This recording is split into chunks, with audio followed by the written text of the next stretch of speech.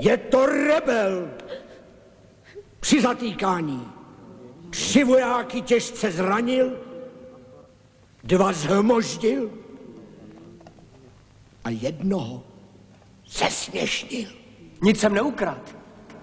Zeptejte se babičky, komu patří ty šperky. Proč tady vlastně není? Protože si ji odnesl čert. Na vlastní oči jsem to viděla. Sám vidíte jasnosti, jaká je to rodina. Peklo se nikdy nemýlí. To je důkaz. Navrhuji zavřít ho na doživotí.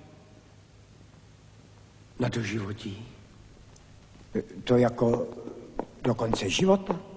Ano, jeho jasnosti, navrhuji ho zavřít na doživotí do konce života. A ztrátu majetku. Spravedlnost je spravedlnost. A to řeknu tatínkovi a ten vám vyhlásí válku. Vyhlásí válku! Tatínek vám vyhlásí válku. Odneste ho pryč.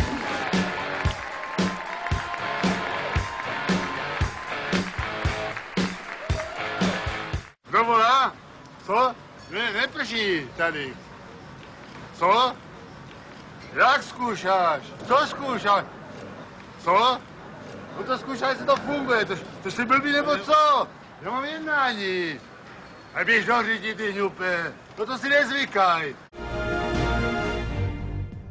Pravej přední bliká. Pravej zadní bliká. Levej přední bliká. Levej zadní bliká. Světla svítí.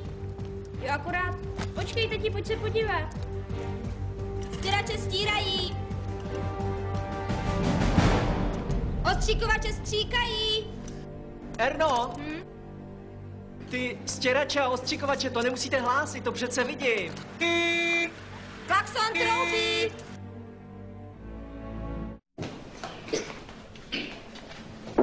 Jmenuji se Igor Hnízdo. Na tuto školu dávají učitele za trest. Do vašeho rajonu, jak mi bylo řečeno, se před válkou odvažovali policisté pouze na koních. A vždy vedou. Já si tuto nechvalně známou školu naopak vybral. Protože jsem si zvykl hlásit se dobrovolně do první linie. Nebál jsem se fašistů. Nevím, proč bych si neměl poradit s vámi.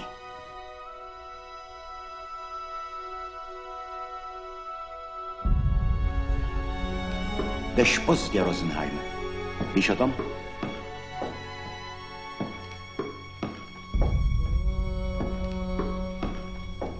O 4,5 minuty.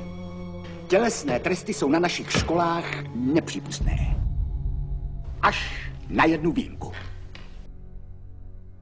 A tou je tato třída. Třída, která přivede svou učitelku do blázince, se naopak být musí. A je na to výnos ministerstva školství. Jestli vás to zajímá, je to výnos číslo 284/C/1945.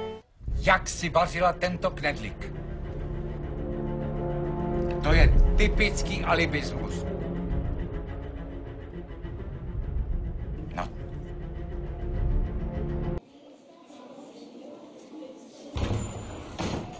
Tolik hrůzí, co je v těchto deskách, nebylo ani ve smolných knihách středověku. Jediný Mazánek a Chalupová jako obvykle nesklamali. Mazánek.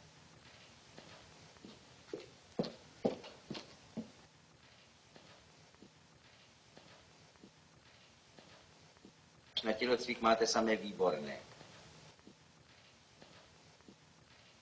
A nyní ukázka, jak hluboko může poklesnouti septimán. Kulíku propadáte skoro ze všech předmětů. Výjima mravu a tělocviku. Hrůza, vy, čutálisto. Vezměte si příklad tamhle z Chalupové. Chalupová opět s vyznamenáním. Tak jen tak vydržte. Tady máte příklad, jak důležité je ve škole dávat pozor. Nechtěla byste za 100 korun drobný? Prosím vás, co já s tím budu dělat? To se hodí, ne? Každou chvíli chce někdo drobný. To je pravda. Jeden mi sem chodí každý den. Jo, a co chce? To já nevím, co chce, ale říká, že za 10 korun drobný. Kdo ví, co má za lubem? To on, jestli se mu třeba nelíbíte. Myslíte? A že nic neřekne? Třeba se vás plachej.